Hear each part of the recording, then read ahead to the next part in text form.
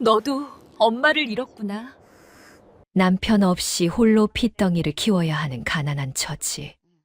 하지만 옥부는 그 작은 생명을 차마 외면할 수 없었습니다. 어차피 하나 키우나 둘 키우나. 그렇게 짐승에게 자신의 젖을 물려 기적처럼 생명을 살려냈습니다. 그로부터 10년 뒤 옥분의 딸이 시집가던 날, 신부가 탄 꽃가마를 산산조각 내버리는데요. 축복받아야 할 혼례 속에 숨겨진 추악한 진실. 과연 호랑이는 왜 그토록 울부짖으며 가마를 부숴야만 했을까요? 구독과 좋아요 한 번씩 꾹 눌러주세요. 감동적인 옛날 이야기 지금 시작합니다. 옛날 옛적 그러니까 아직 산에 호랑이가 살고 마을마다 장작 연기가 피어오르던 시절 이야기예요. 강원도 깊은 산골 작은 마을에 옥분이라는 여인이 살았습니다. 25의 남편을 여의고 갓 돌을 넘긴 딸아이 하나 품에 안은 채 세상과 홀로 마주해야 했죠. 옥분은 비록 과부의 신세였지만 그 눈매는 맑고 단아했어요.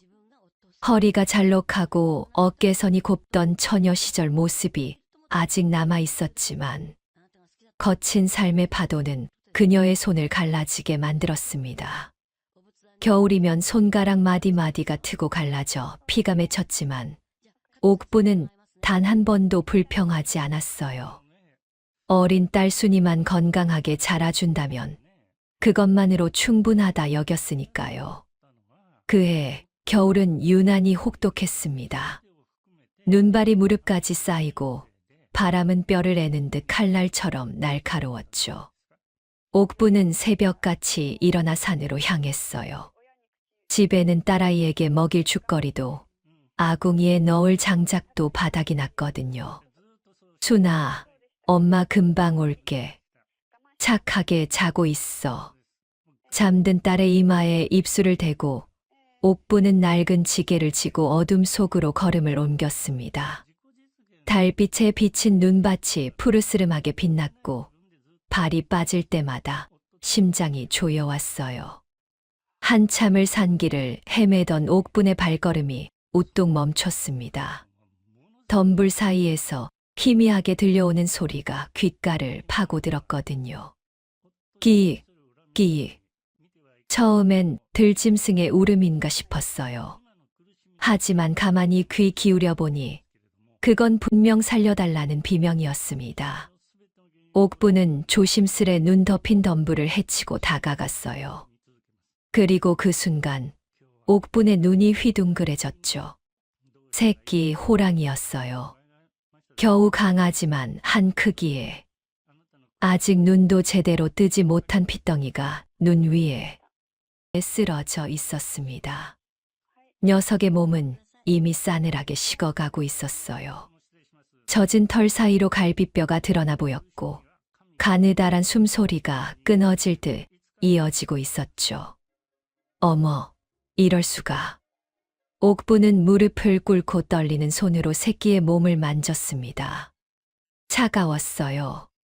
얼음장처럼 차가웠죠. 저만치 눈밭 위에 커다란 핏자국이 선명하게 남아 있었어요. 틀림없이 어미 호랑이가 사냥꾼의 총에 맞았나 봐요.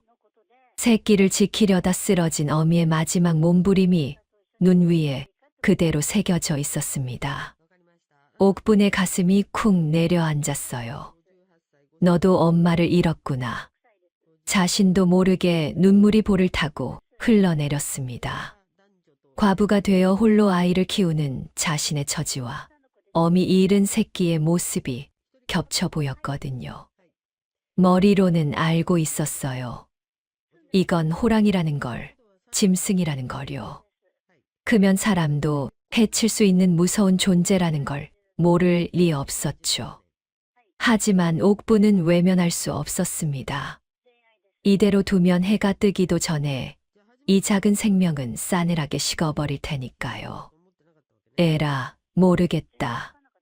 옥부는 저고리 깃을 풀었어요. 그리고 새끼 호랑이를 품속에 품고 체온을 나눠주기 시작했습니다. 작고 차가운 몸뚱이가 옥분의 가슴에 닿자 심장이 쿵쿵 뛰었어요. 두려움인지 연민인지 그 감정의 정체를 옥분 자신도 알 수 없었죠. 살아야지, 응. 이 추운 세상에서 너라도 살아야지. 옥분은 새끼를 아는 채 도둑 고양이처럼 산을 내려왔습니다. 혹여 누가 볼세라 골목길을 돌아 마침내 허름한 초가집 문을 열었죠. 방문을 열자 딸순이가 아직 새근새근 잠들어 있었어요. 옥분은 아랫목에 새끼 호랑이를 내려놓고 품에서 말린 쑥잎을 꺼내 물에 담갔습니다. 따뜻하게 우려낸 쑥물로 새끼의 몸을 적시고 헌천으로 감싸 체온을 돌려주었죠. 한참 후 새끼 호랑이의 입이 파르르 움직였어요. 희미하게 끼익 소리를 내며 본능적으로 젖을 찾는 것 같았습니다. 옥분의 마음이 찢어지는 듯했어요. 집에는 쌀 한 톨 없었고 딸아이에게 줄 젖도 간신히 짜내는 형편이었거든요. 하지만 옥분은 망설이지 않았습니다. 어차피 하나 키우나 둘 키우나. 그녀는 왼쪽 젖가슴엔 순이를, 오른쪽 젖가슴엔 새끼 호랑이를 안았어요. 두 생명이 나란히 젖을 빨기 시작했고 옥분은 밤새 뜬 눈으로 그 모습을 지켜보았습니다. 새벽녘이 되자 새끼 호랑이의 숨소리가 조금씩 안정되기 시작했어요. 창백하던 잇몸에 핏기가 돌고 차갑던 발바닥에도 온기가 스며들었죠. 옥분은 그제야 안도의 한숨을 내쉬었습니다. 살았구나. 내가 살았어. 기쁨과 함께 두려움도 밀려왔어요. 이 일이 마을 사람들에게 알려지면 어떻게 될까 생각만 해도 등골이 오싹했거든요. 호랑이를 집에서 키운다. 미쳤다고 손가락질 받을 게 뻔했고 어쩌면 관가에 끌려갈지도 모를 일이었죠. 하지만 옥분은 이미 마음을 정했습니다. 한 번 살린 목숨을 내칠 수는 없었거든요. 너는 오늘부터 산이야. 산에서 왔으니까 산이. 옥분은 새끼 호랑이에게 이름을 지어주었어요. 산이는 처음엔 고양이처럼 옹알옹알 울었지만 하루가 다르게 힘이 붙었습니다. 순이가 처음 산이를 보았을 때 신기하게도 울지 않았어요. 오히려 통통한 손으로 산이의 머리를 쓰다듬으며 까르르 웃었죠. 언니, 순이의 옹알이에 옥분이 웃음을 터뜨렸습니다. 아가, 저건 오빠야. 네, 오빠. 그렇게 기묘한 가족이 만들어졌어요. 과부와 딸, 그리고 호랑이 한 마리가 한 이불을 덮고 살게 된 거죠. 산이는 무럭무럭 자랐습니다. 3개월이 지나자 고양이 크기를 넘어섰고 6개월이 되자 중견 개만큼 커졌어요. 먹성도 장난이 아니었죠. 옥분은 산이의 먹이를 구하려고 남의 집 허드레시를 배로 늘렸습니다. 새벽엔 빨래터에서 옷을 빨고 낮엔 밭에서 김을 메고 밤엔 바느질품을 팔았어요. 손가락이 부르트고 허리가 끊어질 듯 아팠지만 옥분은 절대 내색하지 않았습니다. 오늘은 토끼 고기 얻어왔다, 산아. 많이 먹어. 산이는 옥분의 손에서 고기를 받아 먹으며 꼬리를 흔들었어요.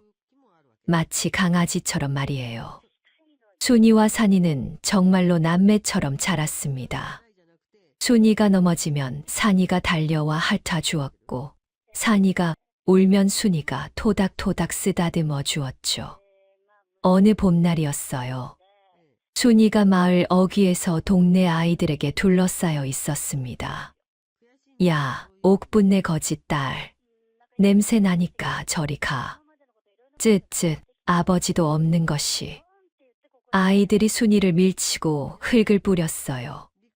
순이는 꼼짝없이 땅바닥에 쓰러져 울음을 터뜨렸죠. 바로 그때였습니다. 으르렁. 덤불 사이에서 뛰어나온 산이가 아이들 앞을 가로막았어요. 이미 강아지보다 훨씬 커져버린 산이의 모습에 아이들은 혼비백산하여 도망쳤습니다. 귀신이다. 괴물이야, 괴물. 아이들의 비명소리가 마을 전체에 퍼졌어요. 그날 밤, 마을에는 무서운 소문이 돌기 시작했습니다. 옥분네 집에 괴물이 산다더라. 내 눈으로 똑똑히 봤어. 호랑이 새끼 같은 게. 옥분의 심장이 철렁 내려앉았죠. 그날 이후 촌장과 사냥꾼들이 옥분의 집을 수시로 들이닥치기 시작했습니다. 옥분이 혹시 집에서 이상한 짐승 키우는 거 아니야? 아이들이 봤다는데 숨기는 거 있으면 큰일 나. 옥분은 아무렇지 않은 척 웃어 보였어요. 아이고, 무슨 말씀이세요?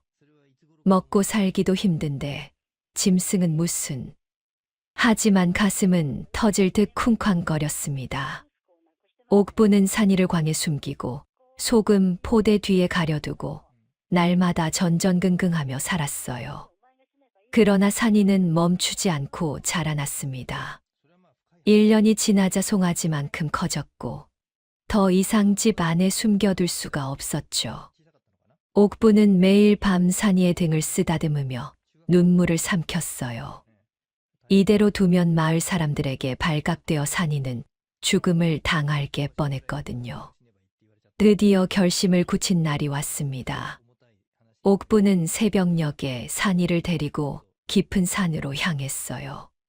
순이는 집에서 잠들어 있었고 옥분은 차마 딸에게 이 사실을 말하지 못했죠. 깊은 숲에 다다르자 옥분은 산이 앞에 무릎을 꿇었습니다. 산아. 목소리가 떨렸어요. 눈물이 앞을 가렸지만 옥분은 억지로 웃어 보였습니다. 내가 있어야 할 곳은 여기야. 이 깊은 산이 내 집이고 내가 주인이란다. 산이는 고개를 갸웃거리며 옥분을 바라보았어요. 마치 무슨 말인지 알아듣겠다는 듯이요. 가거라. 엄마가 보고 싶어도 오지 마. 사람들 눈에 띄면 너는 죽어. 옥분의 목소리가 갈라졌습니다. 하지만 산이는 움직이지 않았어요. 오히려 옥분의 품으로 머리를 파묻고 꼬리를 늘어뜨렸죠. 가라고, 가.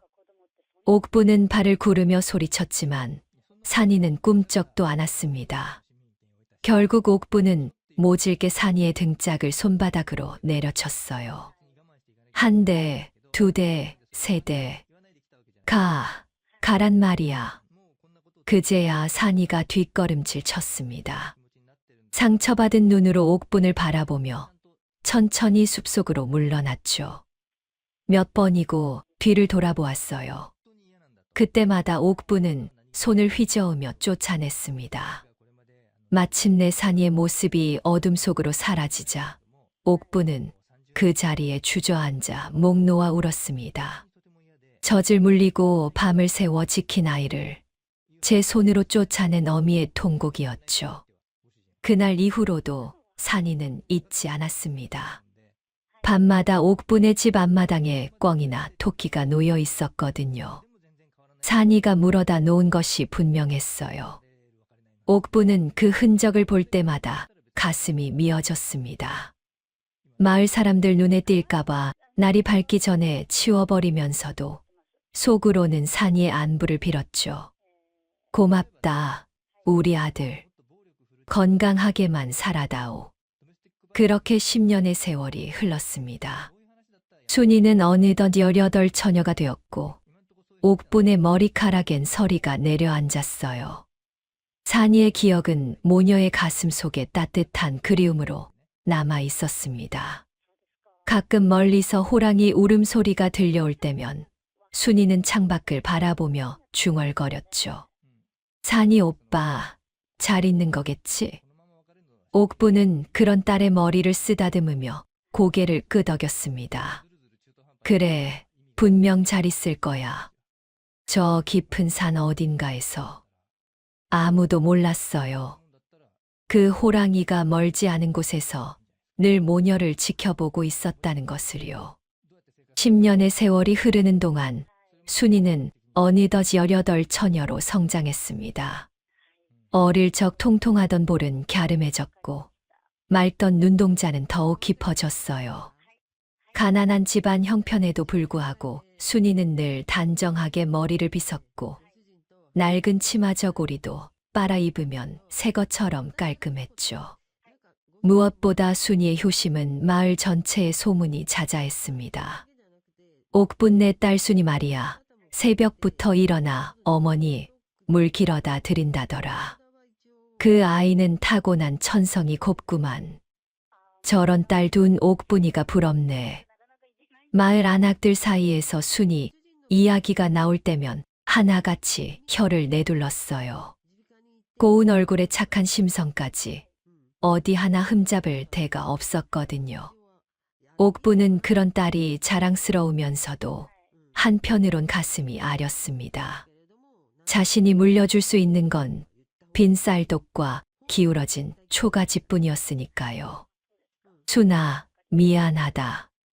엄마가 좀 더 잘 살았더라면.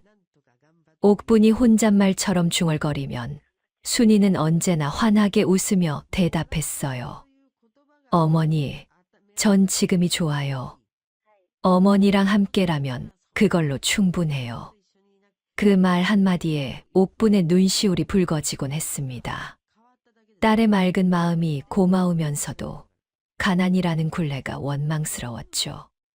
어느 늦은 봄날이었어요. 마당에서 빨래를 널던 옥분의 귀에 낯선 목소리가 들려왔습니다. 옥분이 댁이 여기 맞습니까? 고개를 들어보니 비단 두루마기를 걸친 중년 여인이 서 있었어요. 한눈에 보기에도 귀한 집안 사람임을 알 수 있었죠. 손에는 붉은 보자기에 싼 무언가를 들고 있었습니다. 네, 그런데요. 어디서 오셨는지요? 옥분이 젖은 손을 치마에 훔치며 물었어요. 저는 고을 최대감 댁에서 온 매파올시다. 좋은 혼담이 있어 이렇게 찾아왔지요. 매파라는 말에 옥분의 눈이 휘둥그레졌습니다. 최대감이라면 이 고을에서 모르는 사람이 없는 대부호였거든요. 기와집이 열채요. 논밭이 천석지기라는 소문이 바다했죠. 저희 집에요? 혹시 잘못 찾아오신 거 아닌지. 옥분이 더듬거리자 매파가 빙그레 웃었어요. 아닙니다. 분명히 옥분이 댁 딸순이 아가씨를 찾아온 겁니다. 매파는 붉은 보자기를 풀어 안에 든 것을 보여주었어요. 금비녀와 은가락지 그리고 고운 비단이 햇살에 반짝였습니다. 최대감 댁 도련님께서 순이 아가씨를 며느리로 맡고 싶어 하십니다. 옥부는 한동안 입을 다물지 못했어요. 꿈인가 싶어 뺨을 꼬집어 보았지만 눈앞의 광경은 사라지지 않았습니다. 혼수로 쌀백 가마를 보내드릴 것이고 기와집 한 채도 마련해 드리겠습니다. 쌀백 가마라니, 기와집이라니. 평생 젖동량을 하며 살아온 옥분에게 그것은 상상도 못할 조건이었어요. 손가락이 부르트도록 일해도 겨우 입에 풀칠하던 세월이 주마등처럼 스쳐 지나갔습니다. 왜 저희 순이를요? 옥분이 떨리는 목소리로 물었어요. 최대감 어르신께서 효심 깊고 심성 고운 색시를 찾으셨는데 순이 아가씨 소문을 듣고 점지하셨답니다. 매파의 말은 그럴듯했지만 옥분의 가슴 한 구석이 서늘해졌습니다. 너무 좋은 조건이라 오히려 불안했거든요. 매파가 돌아간 뒤 옥분은 마당 한가운데 멍하니 서 있었어요. 머릿속이 복잡하게 뒤엉켰죠. 그날 저녁 마을 우물가에서 안악들의 수군거림이 옥분의 귓전을 파고들었습니다. 옥분네가 최대감 댁 혼담 받았다며? 어머 진짜. 근데 최대감네 아들이 병색이 짙다던데. 옥분의 발걸음이 우뚝 멈췄어요. 그거 알아. 최대감네 전 며느리도 시집 온 지 달포를 못 넘기고 세상을 떴대. 애구머니, 무슨 일로? 글쎄, 아무도 몰라. 병이라고는 하는데 흉흉한 소문이 돌더라고. 안악들의 목소리가 점점 낮아졌어요. 시집간 새색시가 왜 그리 일찍 가겠어? 뭔가 있는 거지. 쉿, 옥분이 온다. 조용해. 옥분이 다가가자 안악들은 흩어졌습니다. 그녀들의 등 뒤로 불길한 기운이 서렸죠. 그날 밤 옥분은 뜬 눈으로 밤을 새웠어요. 천장을 바라보며 수없이 생각을 굴렸습니다. 딸을 부잣집에 시집 보내면 평생 굶주림에서 벗어날 수 있어요. 하지만 안악들의 말이 자꾸만 귓가에 맴돌았죠. 달포를 못 넘기고 옥분은 몸서리를 쳤습니다. 무언가를 확인해야겠다는 생각이 들었어요. 며칠 뒤 옥분은 최대감 댁빨래터 일감을 구했습니다. 겉으로는 품삯을 벌러온 것처럼 행동했지만 속마음은 달랐죠. 대감 댁은 정말 대단했어요. 담장만 해도 사람 키 2배는 되었고 기와 지붕이 줄줄이 이어져 있었습니다. 하인들이 분주하게 오가고 곳곳에서 음식 냄새가 풍겼죠. 옥분은 빨래를 하는 척하면서 주변을 살폈어요. 안채 쪽에서 이상한 소리가 들려왔거든요. 둥둥쾅쾅 진과 북소리가 은은하게 울렸습니다. 옥분은 빨래 광주리를 들고 소리가 나는 쪽으로 조심스레 다가갔어요. 담장 틈새로 안채 마당이 보였습니다. 그곳에서 굿판이 벌어지고 있었어요. 무당이 방울을 흔들며 빙글빙글 돌고 하얀 천이 바람에 벌럭였죠. 최대감이 굳은 표정으로 지켜보고 있었고 그 옆에는 병색이 완연한 젊은이가 누워 있었습니다. 저 사람이 도련님인가? 옥분이 숨을 죽이고 지켜보는데 무당의 목소리가 귓전을 때렸어요. 대감 어르신, 도련님의 병을 낫게 하려면 액을 받아줄 사람이 필요합니다. 최대감이 다급하게 물었죠. 어떤 사람이 필요하단 말이오? 무당이 눈을 희번덕거리며 대답했습니다. 팔자가 센 처녀가 필요합니다. 이번에 드린 아이는 팔자가 억세서 제물로 딱입니다. 제물. 그 한마디에 옥분의 온몸이 굳어버렸어요. 심장이 얼어붙는 것 같았고 다리가 후들후들 떨렸습니다. 순이를 제물로? 옥분은 빨래 광주리를 떨어뜨리고 그 자리에서 주저앉을 뻔했어요. 가까스로 정신을 붙잡고 담장에서 물러났죠. 집으로 돌아오는 길, 옥분의 눈앞이 캄캄했습니다. 발이 땅에 붙지 않는 것 같았고 온 세상이 빙글빙글 도는 것만 같았어요. 이 혼담을 물러야 해. 당장. 옥분은 다음 날 아침 매파를 찾아갔습니다. 떨리는 손을 움켜쥐고 입을 열었죠. 저 혼담을 없던 일로 해주셨으면 합니다. 매파의 얼굴이 험악하게 변했어요. 무슨 소리요? 이미 최대감 어르신께서 관하에 혼인 신고를 마치셨소. 네. 옥분의 얼굴이 하얗게 질렸습니다. 혼인 신고가 되었으니 이제 순이 아가씨는 최대감 댁 며느리나 마찬가지요. 파혼하려면 관가에서 죄를 물을 것이고 옥분이 댁은 물론이고 순이 아가씨도 무사하지 못할 거요. 매파의 말투에는 협박이 가득했어요. 옥분은 그 자리에서 무릎이 꺾일 것 같았습니다. 어떻게 이럴 수가. 매파는 차갑게 돌아서며 내뱉었죠. 혼례는 보름 뒤요. 준비나 잘 하시오. 옥분은 마당에 쓰러져 한참을 울었습니다. 하늘이 무너지는 것 같았고 숨이 막혀왔어요. 집에 돌아온 옥부는 차마 딸에게 진실을 말하지 못했습니다. 순이가 걱정스러운 눈으로 물었어요. 어머니, 왜 그래요? 얼굴이 안 좋아 보여요. 옥부는 억지로 웃어 보였죠. 아니다. 아무것도 아니야. 하지만 순이는 이미 마을 소문을 다 듣고 있었습니다. 어느 날 저녁 순이가 먼저 입을 열었어요. 어머니, 저 시집 갈게요. 옥분의 눈이 휘둥그레졌습니다. 순아, 무슨 소리야? 그 집은 안 돼. 순이가 옥분의 거친 손을 꼭 잡았어요. 어머니, 저 알아요. 그 집에 안 좋은 소문이 있다는 거. 그런데 왜? 어머니가 평생 고생하신 거 제가 제일 잘 알아요. 이 혼인으로 어머니가 편하게 사실 수 있다면 전 기꺼이 갈게요. 순이의 눈에서 눈물이 흘러내렸지만 목소리는 단호했습니다. 순아, 안 돼. 절대 안 돼. 옥분이 딸을 끌어안고 흐느꼈어요.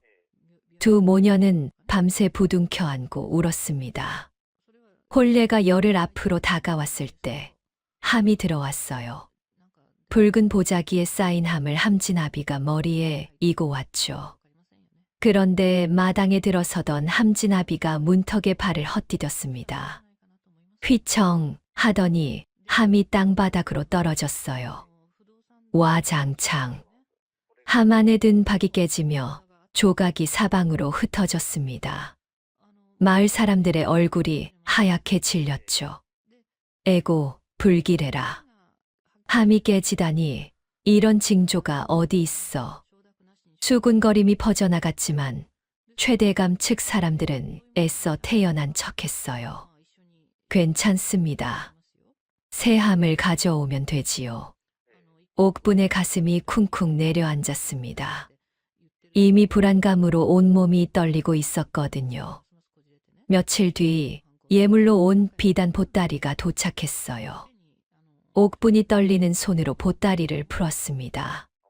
고운 비단이 펼쳐지는 순간 그 안에서 무언가가 툭 떨어졌어요.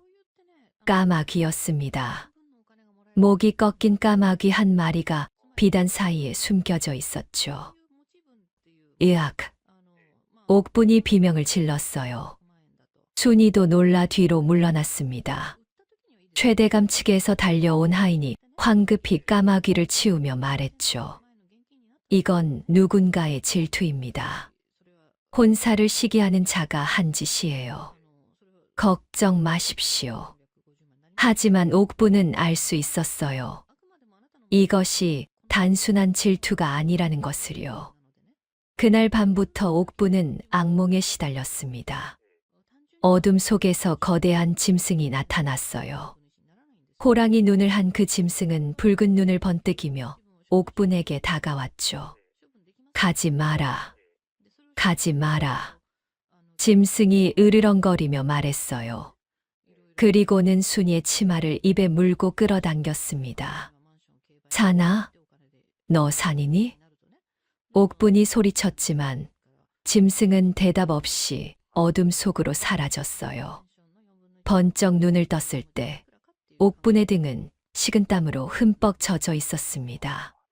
심장이 터질 듯이 뛰었고 손이 부들부들 떨렸죠. 산이가 경고하는 건가? 옥분은 창밖을 바라보았어요. 달빛 아래 멀리 산등성이가 보였습니다. 어딘가에서 호랑이 울음소리가 희미하게 들려오는 것 같았죠. 혼례가 다가올수록 순이의 얼굴은 헬쑥해져 갔어요. 밥도 제대로 못 넘기고 밤마다 잠을 설쳤죠. 옥분도 마찬가지였습니다. 식음을 전폐하다시피 했고 눈 밑에는 그늘이 짙게 내려앉았어요. 도망가자. 순아, 우리 도망가자. 옥분이 딸의 손을 잡고 속삭였어요. 어머니, 멀리 가면 돼. 아무도 모르는 곳으로. 하지만 그 순간 창밖에서 인기척이 들렸습니다. 문을 열어보니 건장한 사내 2명이 마당에 서 있었어요. 최대감 어르신께서 보내셨습니다. 혼례 전까지 이 댁을 지키라 하셨습니다. 감시였어요. 도망가지 못하게 감시를 붙인 거였죠. 옥부는 절망감에 무릎이 꺾였습니다. 이제는 정말로 빠져나갈 구멍이 없었어요. 그렇게 마지막 밤이 지나고 혼례 당일이 밝았습니다. 하늘은 맑았지만 옥분의 마음은 시커먼 먹구름으로 뒤덮여 있었죠. 마을 전체가 묘한 긴장감에 휩싸여 있었어요. 잔칫날이라 흥겨워야 할 텐데 어딘지 모르게 일신연스러운 기운이 감돌았습니다. 옥부는 딸의 얼굴에 연지곤지를 찍어주며 눈물을 삼켰어요. 순이도 거울 속 자신의 모습을 바라보며 입술을 깨물었죠. 어머니, 걱정 마세요. 저 잘할게요. 순이의 목소리가 떨렸지만 애써 밝게 웃어 보였습니다. 옥부는 그런 딸을 끌어안고 오열하고 싶었어요. 하지만 바깥에서 최대감 측 하인들이 지켜보고 있었기에 참아야 했죠. 멀리서 풍악 소리가 들려왔습니다. 꽃가마가 마을로 들어오고 있었어요. 운명의 시간이 다가오고 있었습니다. 혼례 당일 동이 트기도 전이었어요. 옥부는 잠든 척하던 눈을 번쩍 떴습니다. 밤새 뒤척이며 세운 계획이 있었거든요. 지금 아니면 기회가 없었어요. 옥부는 살금살금 순이를 깨웠습니다. 순아, 일어나. 조용히. 순이가 눈을 비비며 일어났어요. 어머니의 눈빛이 평소와 다르다는 걸 단번에 알아챘죠. 어머니, 설마. 쉿. 도망가는 거야. 지금 당장. 옥부는 미리 싸둔 보따리를 들고 뒷문을 열었습니다. 창백한 달빛 아래 마당이 고요하게 펼쳐져 있었어요. 2 모녀는 숨을 죽이고 담장 쪽으로 다가갔습니다. 심장이 터질 듯 쿵쾅거렸지만 발소리를 죽이며 한 발 한 발 옮겼죠. 담장까지 겨우 10걸음, 5걸음, 3걸음. 바로 그때였어요.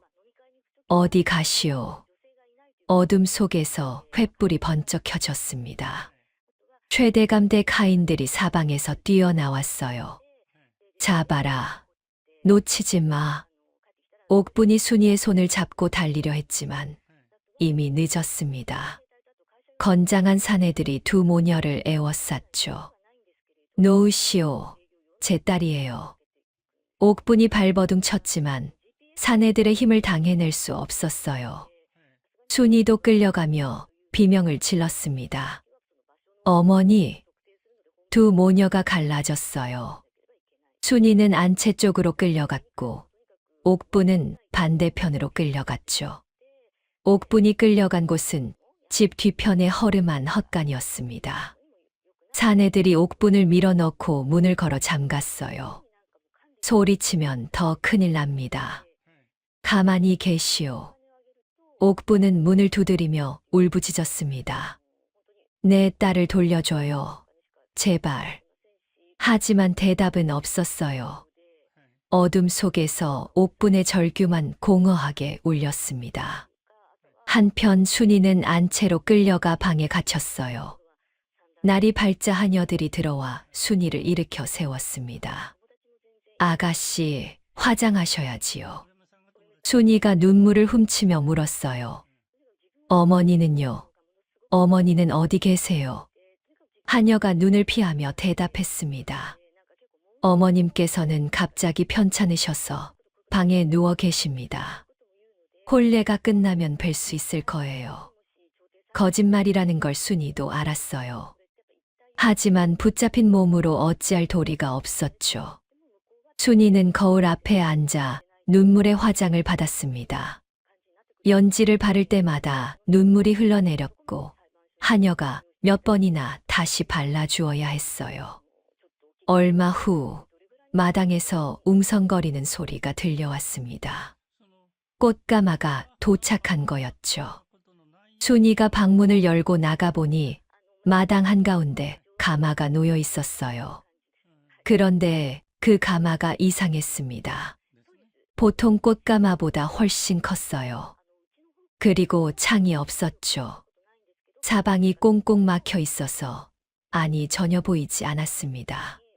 가마에서 묘한 냄새가 풍겼어요. 오칠 냄새 같기도 하고 뭔가 퀴퀴한 냄새가 섞여 있었죠. 순이의 등골이 서늘해졌습니다. 본능적으로 무언가 잘못되었다는 걸 느꼈거든요. 아가씨, 가마에 오르셔야지요. 하녀가 순이의 팔을 잡아 끌었어요. 순이는 발이 떨어지지 않았지만 억지로 가마 앞까지 끌려갔습니다. 가마 문이 열렸어요. 안은 칠흑처럼 어두웠습니다. 순이가 떨리는 다리로 가마에 올라탔어요. 문이 닫히자 눈앞이 캄캄해졌습니다. 바로 그 순간이었어요. 탕, 탕, 탕. 밖에서 무언가를 박는 소리가 들렸습니다. 쇠못을 박는 소리였어요. 순이가 화들짝 놀라 문을 밀었습니다. 하지만 문은 꿈쩍도 하지 않았어요. 열어주세요. 문이 안 열려요. 순이가 문을 두드리며 소리쳤지만 밖에서는 아무 대답이 없었습니다. 대신 가마가 들려 올려지는 느낌이 들었어요. 영차, 영차. 가마꾼들의 신음 소리가 들렸습니다. 평소 가마보다 훨씬 무거운 듯 가마꾼들이 비틀거리는 게 느껴졌죠. 순이는 어둠 속에서 공포에 떨었어요. 왜 이렇게 무거운 걸까? 왜 창이 없는 걸까? 왜 못을 박은 걸까? 온갖 의문이 머릿속을 휘저었습니다. 행렬이 마을을 벗어나 산길로 들어섰어요. 음산한 바람이 불어왔고 깃발들이 찢어질 듯 펄럭였습니다. 그 시각 헛간에 갇힌 옥부는 미쳐가고 있었어요. 딸을 태운 가마가 떠났다는 걸 알았거든요. 옥부는 문을 향해 온몸을 던졌습니다. 어깨로 받고 발로 차고 손톱으로 문틈을 긁었어요. 손톱이 부러지고 피가 흘렀지만 옥부는 멈추지 않았습니다. 딸을 구해야 한다는 생각뿐이었거든요. 얼마나 지났을까? 옥분의 손에서 피가 낭자하게 흘러내릴 때 마침내 문틈이 벌어지기 시작했어요. 썩은 나무 판자가 조금씩 뜯겨 나갔습니다. 옥부는 피투성이 손으로 판자를 잡아당겼어요. 드디어 사람 하나 빠져나갈 만한 틈이 생겼습니다. 옥부는 몸을 비틀어 그 틈을 빠져나왔어요. 신발은 이미 어디론가 사라졌고 맨발이었습니다. 하지만 옥부는 개의치 않고 달리기 시작했어요. 산길을 향해, 딸을 향해, 자갈밭을 달리는 맨발이 찢어졌어요. 가시덤불에 긁혀 피가 흘렀지만 옥부는 느끼지 못했습니다. 오직 순이 생각뿐이었어요. 딸을 구해야 한다는 일념으로 산길을 미친 듯이 달렸죠. 한편 가마 안의 순이는 점점 이상한 기운을 느끼고 있었어요. 처음엔 그냥 답답한 뿐이었습니다.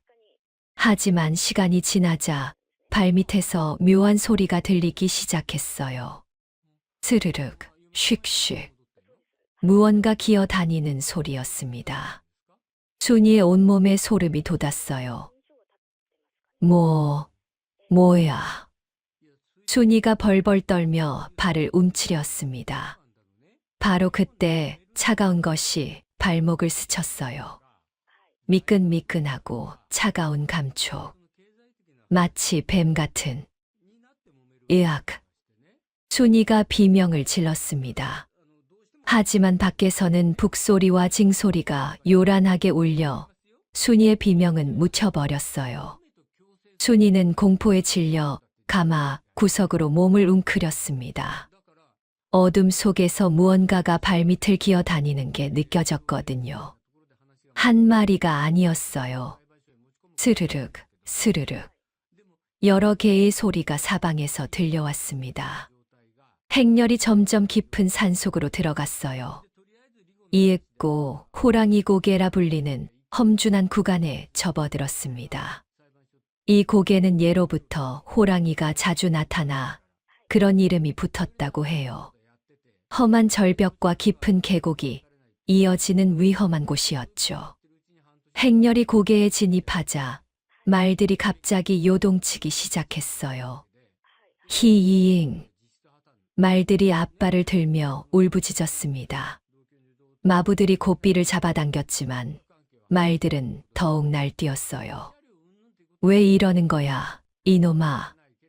마부들이 소리쳤지만 말들은 겁에 질린 듯 뒷걸음질 쳤습니다.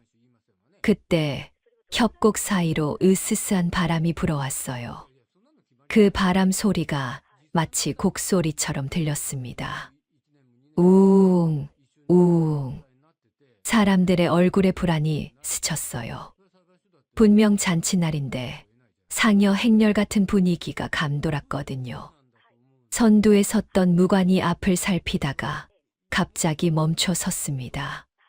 그의 얼굴이 하얗게 질려갔어요. 저건. 무관이 떨리는 손으로 앞을 가리켰습니다. 행렬 전체가 우르르 앞쪽을 바라보았어요. 그리고 모두가 얼어붙었습니다. 바위 위에 거대한 그림자가 서 있었어요. 집채만 한 호랑이가 붉은 눈을 번뜩이며 행렬을 내려다보고 있었죠. 시간이 멈춘 것 같았습니다. 아무도 움직이지 못했어요. 호랑이의 눈이 천천히 가마를 향해 돌아갔습니다. 마치 그 안에 누가 있는지 아는 것처럼요. 바위 위에 선 호랑이가 천천히 몸을 일으켰어요. 그 크기가 어찌나 거대한지 마치 산 하나가 움직이는 것 같았습니다.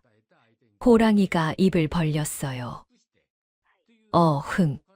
천지를 뒤흔드는 포효가 산골짜기를 가득 메웠습니다. 나무잎이 우수수 떨어지고 땅이 진동하는 것 같았어요. 사람들의 얼굴이 하얗게 질렸습니다. 말들은 미친 듯이 날뛰었고 가마꾼들은 공포에 질려 꼼짝도 못했죠. 호랑이가 바위에서 뛰어내렸어요. 한 번의 도약으로 가마 앞을 가로막았습니다. 도망쳐. 누군가의 외침과 함께 아수라장이 벌어졌어요. 가마꾼들이 가마를 내팽개치고 사방으로 흩어졌습니다. 쿵. 버림받은 가마가 땅에 쓰러졌어요. 기울어진 가마 안에서 순이의 비명이 터져 나왔습니다. 살려줘요. 누구 없어요. 순이의 목소리가 절규처럼 울렸지만 아무도 가까이 가지 못했어요. 호랑이가 가마 앞을 지키고 서 있었거든요. 도망가던 무관들 중 몇몇이 멈춰 섰습니다. 그들이 떨리는 손으로 활과 창을 겨누었어요.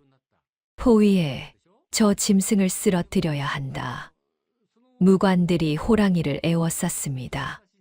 활 시위를 당기는 손이 부들부들 떨렸지만 어떻게든 용기를 내려 했죠. 호랑이가 낮게 으르렁거렸어요. 붉은 눈이 무관들을 하나하나 훑었습니다. 그 눈빛에 담긴 서늘함에 무관들의 숨이 막혔죠.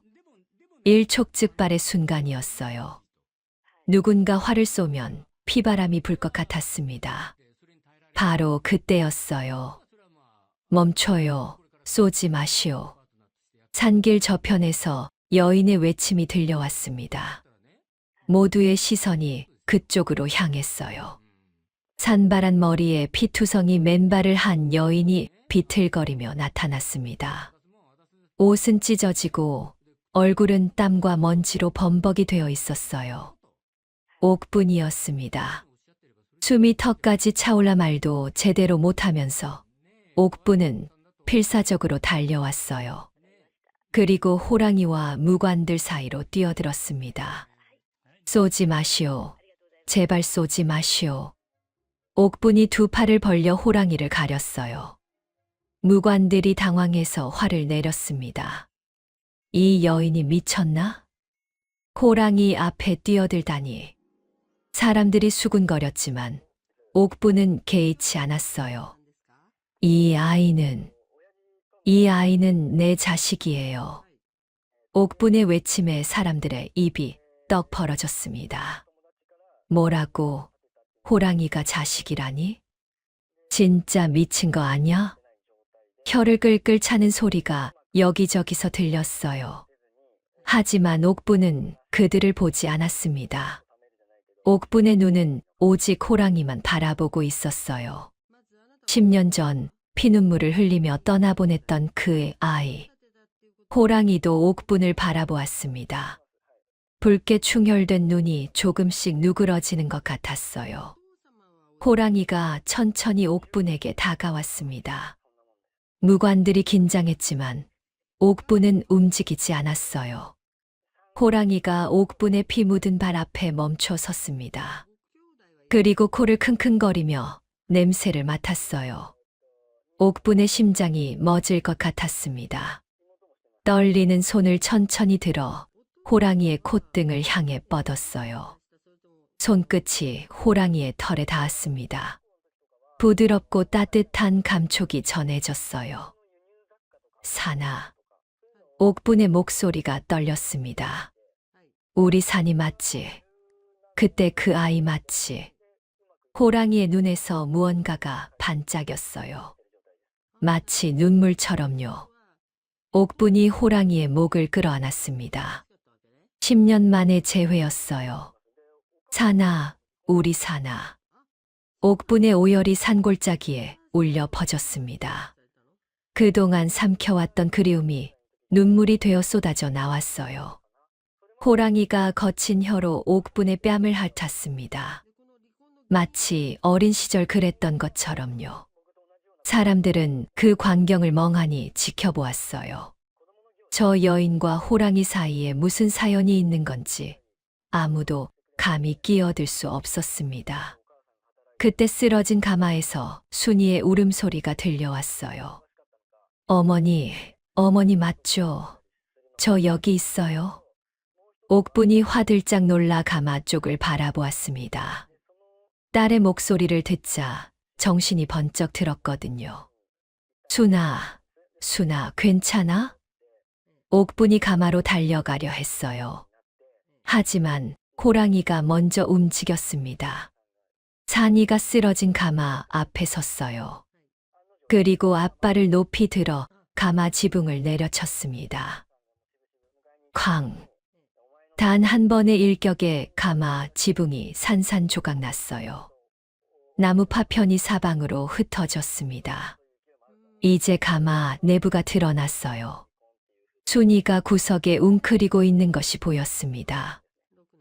순아. 옥분이 달려가려는 순간 산이가 또 한 번 발을 내리쳤어요. 이번엔 가마 바닥이었습니다. 우지직. 바닥 판자가 뜯겨나가자 그 아래 숨겨진 공간이 드러났습니다. 그리고 그 안에서 끔찍한 것이 쏟아져 나왔어요. 뱀이었습니다.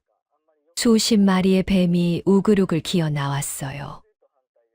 으악! 사람들의 비명이 터져 나왔습니다. 순이도 공포에 질려 소리쳤죠. 뱀들은 오랫동안 어두운 공간에 갇혀 있어서인지 극도로 흥분해 있었어요. 쉬익쉬익 소리를 내며 사방으로 기어갔습니다. 산이가 재빠르게 움직였어요. 순이를 입에 물어 안전한 바위 위로 옮겼습니다. 어머! 순이가 놀랐지만 호랑이의 이빨은 순이를 다치게 하지 않았어요. 마치 어미 호랑이가 새끼를 옮기듯 조심스럽게 물었거든요. 순이를 안전한 곳에 내려놓은 산이가 돌아섰습니다. 그리고 기어다니는 뱀들을 앞발로 하나하나 처리하기 시작했어요. 잠시 후 뱀들은 모두 꼼짝 못하게 되었습니다. 산이의 눈이 다시 가마 쪽을 향했어요. 부서진 가마 잔해 속에서 무언가가 발견되었습니다. 한 무관이 조심스레 그것을 집어들었어요. 나무 잎회였습니다. 그리고 그 옆에 붉은 부적이 함께 있었죠. 이게 뭐야? 무관이 잎회를 들여다보았어요. 거기엔 이름이 적혀 있었습니다. 최씨 가문 도련님 잎회. 그리고 붉은 부적에는 이렇게 씌어 있었어요. 액바지 재물. 사람들의 얼굴에 경악의 빛이 스쳤습니다. 이건 설마 최대감이. 수군거림이 퍼져나갔어요. 모두가 깨달았습니다. 최대감은 처음부터 순이를 며느리로 들이려 한 게 아니었어요. 병든 아들의 액을 대신 받을 제물로 삼으려 했던 거였죠. 창 없는 가마, 못으로 봉인된 문, 바닥 아래 숨겨진 뱀들. 모든 게 계획된 것이었습니다. 순이를 뱀과 함께 가두어 물리게 한 뒤 그 죽음으로 아들의 병을 낫게 하려 했던 거예요. 소름 끼치는 계략이었죠. 어떻게 이런 일이. 사람이 할 짓이 아니야.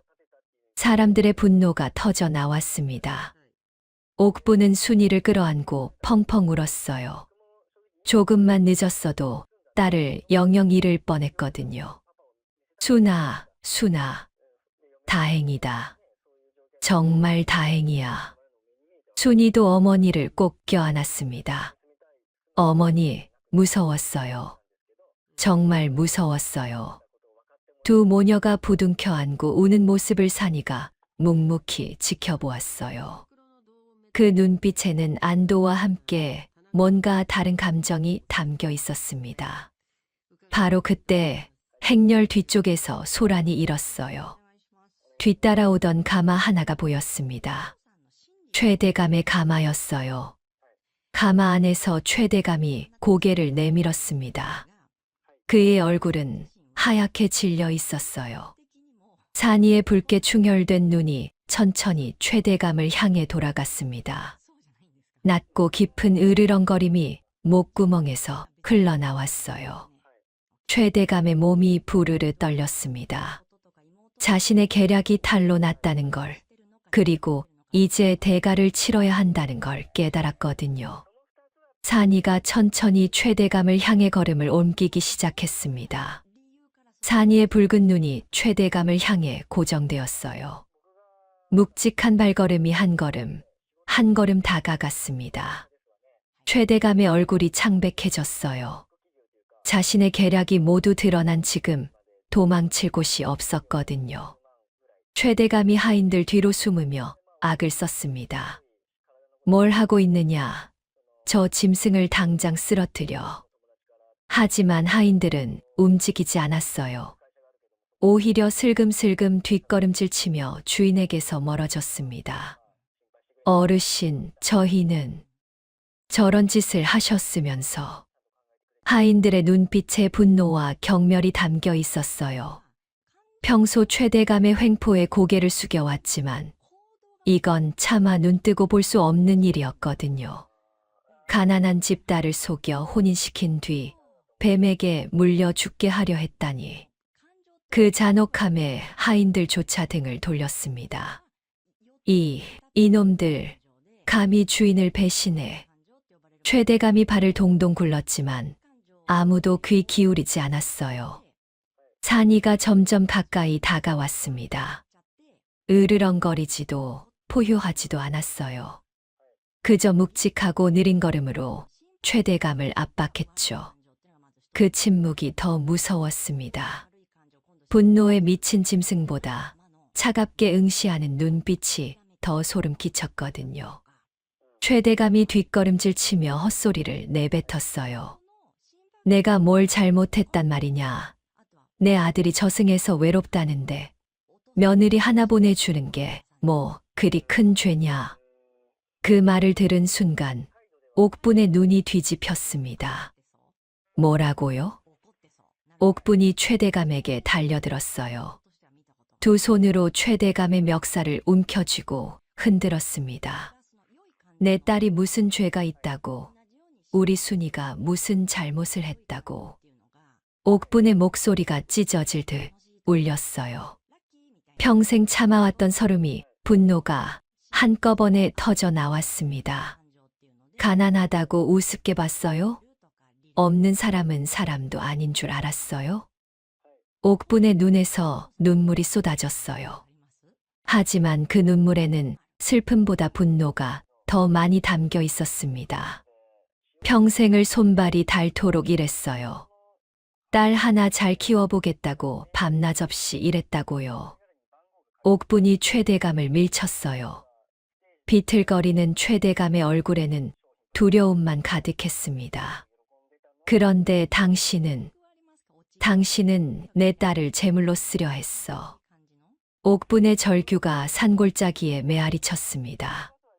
지켜보던 사람들의 눈시울도 붉어졌어요. 산이가 옥분 옆에 나란히 섰습니다. 마치 어머니를 지키려는 듯이요. 최대감이 공포에 질려 뒷걸음질 쳤어요. 그런데 그는 몰랐습니다. 자신의 등 뒤가 절벽이라는 것을요. 산이가 한 발 더 다가갔어요. 여전히 으르렁거리지 않았습니다. 그저 묵묵히 압도적인 존재감으로 최대감을 몰아붙였죠. 저리 가라고. 최대감이 손을 휘저으며 뒷걸음질 쳤어요. 발밑에 돌멩이가 와르르 무너졌습니다. 으악! 최대감이 발을 헛디뎠어요. 몸이 휘청거리더니 균형을 잃고 절벽 아래로 굴러떨어졌습니다. 아! 비명소리가 점점 멀어져 갔어요. 그리고 이윽고 아무 소리도 들리지 않았습니다. 사람들이 조심스레 절벽 가장자리로 다가갔어요. 아래를 내려다보았지만 깊은 계곡 아래는 보이지 않았습니다. 인과응보구만. 자업자득이야. 제 발에 걸려 넘어졌으니. 사람들이 고개를 저으며 물러섰어요. 누구도 최대감을 구하려 하지 않았고 나중에 시신을 수습하려는 이도 없었습니다. 악행을 일삼던 자의 최후는 그토록 허망했어요. 하늘이 그의 죄를 물은 것이나 다름없었죠. 모든 것이 끝났습니다. 옥부는 그제야 힘이 빠져 그 자리에 주저앉았어요. 순이가 달려와 어머니를 끌어안았습니다. 어머니, 괜찮아요? 순아. 옥분이 딸의 얼굴을 두 손으로 감쌌어요. 살아있는 딸의 온기가 손바닥에 전해졌습니다. 살았구나. 내가 살았어. 두 모녀가 부둥켜 안고 한참을 울었어요.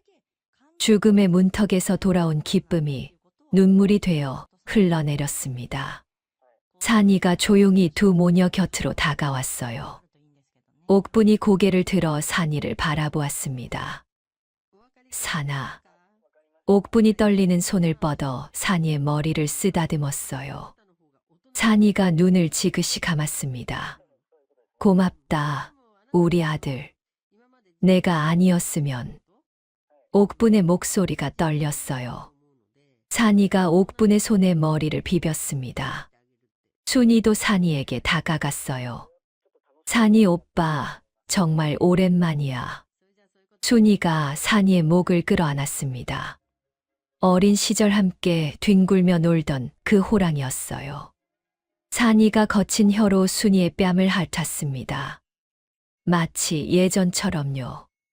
잠시 후 산이가 몸을 일으켰어요. 숲이 있는 쪽을 바라보았습니다. 옥분이 산이의 눈빛을 읽었어요. 이제 떠나야 할 때라는 것을요. 가야겠지. 저 깊은 산으로. 옥분의 목소리에 그리움이 묻어났어요. 산이가 고개를 끄덕이듯 움직였습니다. 건강하게 잘 살아라. 엄마는 항상 너를 생각할 거야. 옥분이 산이의 이마에 입술을 댔어요. 산이가 마지막으로 옥분의 손을 핥았습니다. 그리고 산이는 돌아서서 숲속으로 걸어갔어요. 몇 번이고 뒤를 돌아보며 천천히 멀어져 갔습니다. 옥분과 순이는 산이의 모습이 완전히 사라질 때까지 그 자리에 서서 지켜보았어요. 그렇게 두 번째 이별이 끝났습니다. 하지만 이번엔 슬프지만은 않았어요. 서로가 살아있다는 것만으로도 감사했으니까요. 그 뒤로 많은 일이 있었어요. 최대감 집안의 악행이 세상에 알려지면서 관아에서 조사가 들어왔습니다. 최대감의 재산은 몰수되었고 피해자인 옥분과 순이에게 위자료가 지급되었어요. 모녀는 그 돈으로 작은 밭을 샀습니다. 더 이상 남의 집 허드레시를 하지 않아도 되었죠. 순이는 마을의 착한 총각과 혼인했어요. 가난하지만 마음씨 고운 사람이었습니다. 옥분은 사위를 친아들처럼 아꼈어요. 세월이 흘러도 모녀는 산이를 잊지 않았습니다. 해마다 산이를 위한 제사를 지냈어요. 산에서 잡은 고기와 과일을 차려놓고 산이의 건강을 빌었죠. 신기한 일은 그 뒤에도 계속되었어요. 가끔 옥분의 집 마당에 산삼이나 멧돼지가 놓여 있었거든요. 에고, 또 산이가 다녀갔네. 옥분이 웃으며 그것들을 거두어들이곤 했어요. 마을 사람들은 신기해하며 혀를 내둘렀습니다. 저 집은 호랑이가 지켜주는 집이래. 은혜를 아는 짐승이 있다니 대단하구만. 그 산길은 은혜 갚은 호랑이 고개라는 이름으로 불리게 되었어요. 효심 깊은 사람들이 그 고개를 지나며 소원을 빌면 이루어진다는 전설도 생겨났죠. 옥부는 행복한 노년을 보냈습니다. 딸 순이가 낳은 손주들에 둘러싸여 평화로운 나날을 보냈어요. 그리고 세월이 흘러 옥분이 눈을 감을 때가 다가왔습니다. 임종을 앞둔 밤이었어요. 옥분이 희미한 목소리로 창밖을 바라보았습니다. 사나, 내 목소리가 들리는구나. 순이가 귀를 기울였어요. 멀리서 호랑이 울음소리가 들려왔습니다. 어흥, 어흥. 구슬프고 애절한 울음소리였어요. 밤새도록 그 소리가 산골짜기를 울렸습니다. 옥분이 미소를 지었어요. 우리 아들이 인사하러 왔구나. 그 말을 마지막으로 옥분은 편안하게 눈을 감았습니다. 얼굴에는 평화로운 미소가 남아 있었어요.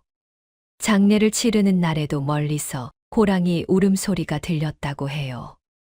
마을 사람들은 산이가 어머니의 마지막 길을 배웅하는 거라고 수군거렸습니다.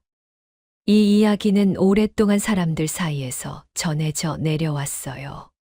어미 잃은 호랑이를 젖먹여 키운 여인. 그 은혜를 잊지 않고 위기에서 구해준 호랑이. 그리고 탐욕의 눈이 멀어 남의 목숨을 제물로 삼으려 했던 악인의 최후. 사람들은 이 이야기를 들으며 고개를 끄덕였습니다.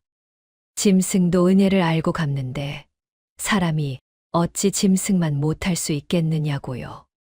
탐욕의 눈이 멀면 결국 제 발에 걸려 넘어지고 선한 마음으로 베푼 은혜는 반드시 돌아온다는 것을요. 이것이 바로 옛 어른들이 우리에게 전해주고 싶었던 이야기랍니다. 짐승보다 못한 인간이 되지 말라는 것. 그리고 작은 생명이라도 귀히 여기면 그 은혜가 언젠가 꼭 돌아온다는 것을요. 오늘 호랑이 산이의 이야기 참 뭉클하셨죠. 말 못하는 짐승이 보여준 변치 않는 진심이 계산적이고 이기적인 요즘 세태에 큰 울림을 주는 것 같습니다. 결국 선한 마음은 돌고 돌아 나를 지켜주는 복이 된다는 사실을 잊지 말아야겠습니다. 오늘 사연이 전해준 묵직한 감동, 여러분은 어떤 생각이 드셨는지 댓글로 이야기 들려주세요. 마지막으로 구독 꼭 눌러주시고 다음 이야기에서 또 만나요.